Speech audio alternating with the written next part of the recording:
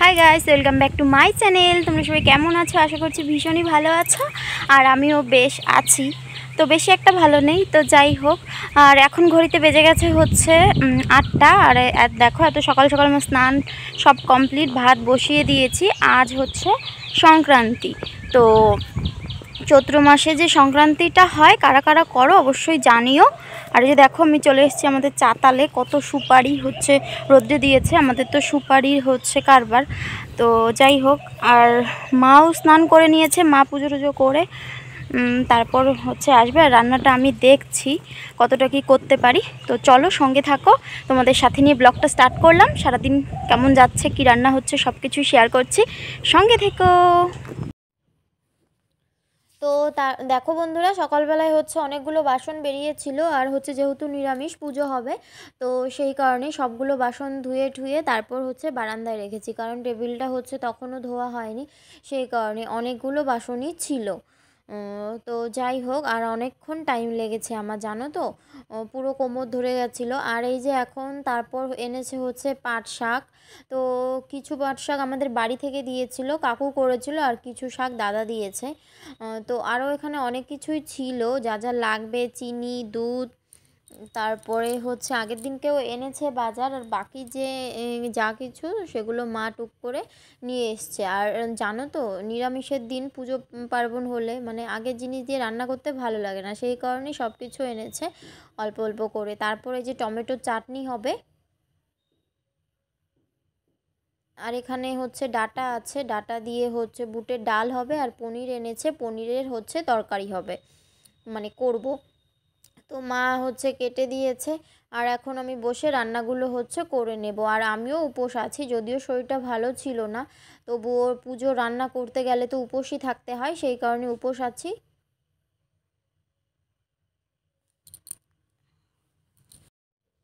আর যে দেখো, শাকগুলো হচ্ছে মা বেছে দিয়েছে, আর আমি ধুয়ে নিয়ে এসেছি।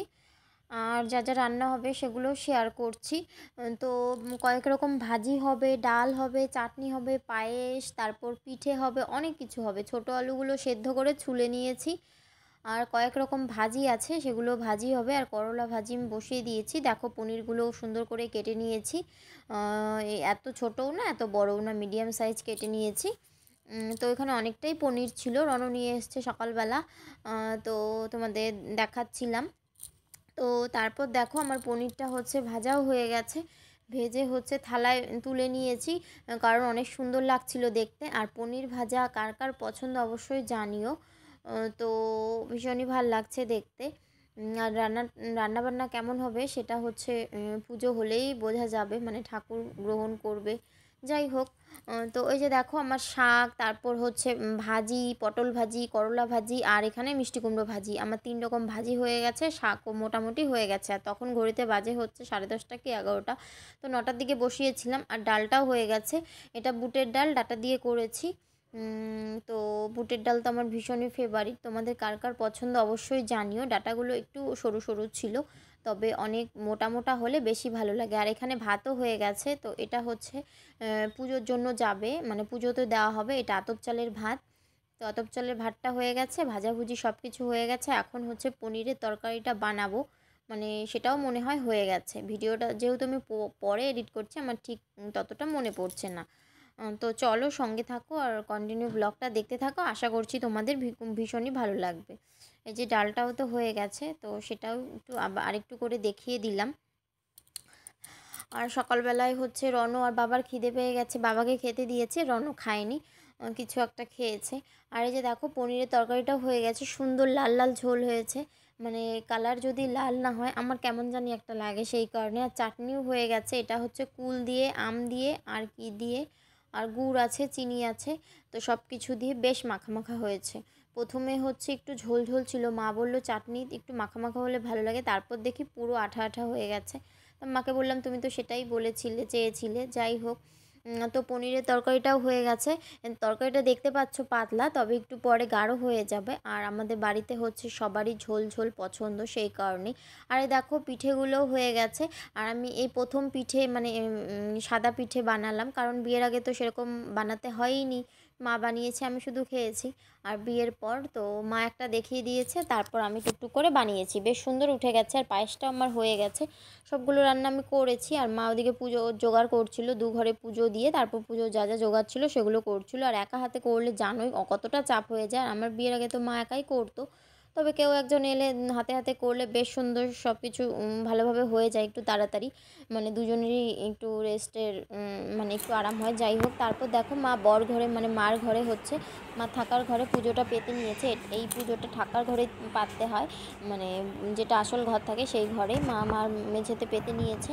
সব কিছু সাজিয়ে দিয়েছে, যা যা রান্না হয়েছে সব কিছু ঠাকুরকে দিয়েছে। আর সাথে হচ্ছে ওটা ছাতু আর খই ঠই যা যা নিয়মকানুন আছে দিয়েছে। তোমাদের এই কার কার এই পুজোটা হয়, চৈত্র সংক্রান্তির পুজো, অবশ্যই জানিও। মা পুজো টুজো করে এখন প্রণাম করে নিল, আমিও করে নিয়েছি। আর এখন বেরিয়ে যাব, কিছুক্ষণ ঘরটা বন্ধ থাকবে, তারপর হচ্ছে ঘরটা খোলা হবে। মানে প্রসাদ ঠাকুর হচ্ছে যখন নিবেদন করা হয়ে যাবে তারপর একটু পরে ঘরটা খোলা হবে। তো চলো সঙ্গে থাকো আর ভিডিওটা দেখতে থাকো, আশা করি ভালো লাগবে।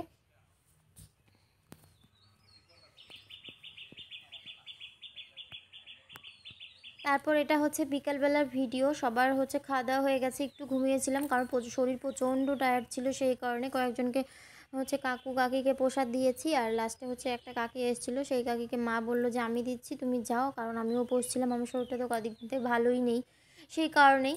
তো আমি একটু শুয়েছিলাম, তারপর মা যারা যারা এসেছিলো মা দিয়েছে। আর শুয়ে ঠুয়ে তারপর হচ্ছে তখন বাজে হচ্ছে 4:30 কি 5টা, উঠে গেছে। আর এটা হচ্ছে সন্ধ্যাবেলা। হাই বন্ধুরা, এখন হচ্ছে সন্ধ্যা আর ঘড়িতে বেজে গেছে হচ্ছে 6:30। তো আমি একটু খাটে বসলাম, আর সারাদিন তো একটু ধকল গেছে, কারণ হচ্ছে চৈত্র সংক্রান্তির পুজো ছিল সেই কারণেই। আর কি বলো তো, এতগুলো রান্না আমি হচ্ছে একা মানে সেরকমভাবে কোনো দিন করা হয়নি, করেছি 3-4 পদ 4-5 পদ। তো যাই হোক, আর ঠাকুরের জন্যে পুজো দিয়ে আমার বেশ ভালো লাগলো। আমিও উপোস ছিলাম, যদিও আমার শরীরটা সেরকমভাবে ভালো নেই। তো রান্না করেছি অনেক, তো 1টাই বেজে গেছে। তো আমি বললাম মাকে পুজোটা হোক, আমিও উপোস থাকছি। তো যাই হোক, তো আজকে ব্লগটা তোমাদের কেমন লেগেছে অবশ্যই কমেন্ট বক্সে জানাতে ভুলো না।